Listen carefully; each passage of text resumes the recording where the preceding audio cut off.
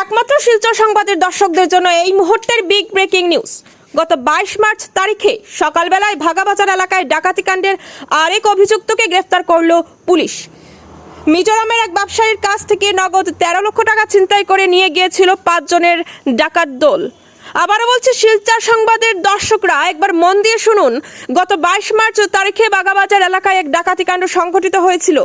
এ নিয়ে ধলাই থানায় মামলা রুজু হওয়ার পর 6 দিনের মাথায় ডাকাতি কাণ্ডের মূল অভিযুক্ত গুলে আহমেদ লস্কর ওরফে গুলোইকে গ্রেফতার করতে সক্ষম হলো ধলাই পুলিশ। তবে বাকি 4 জন অন্যত্র পালিয়ে গা ঢাকা দিয়ে থাকে। তবে নাছুরবান্ধা কাছাড়ের পুলিশ সুপার নুমাল মাহাতোর ধলাই পুলিশ বাহিনী এক এক করে সবাইকে পাকড়াও করার সিদ্ধান্তে অটল থাকে। অবশেষে 19 এপ্রিল রাতে ডাকাতি কাণ্ডের আরও এক অভিযুক্তকে গ্রেফতার করতে সক্ষম হলো পুলিশ। ধলাই থানার পুলিশ ও লাইলাপুর বর্ডার আউটপোস্ট পুলিশের যৌথ অভিযানে রাহুল আলম লস্কর নামের অপর অভিযুক্তকে গ্রেফতার করেছে পুলিশ।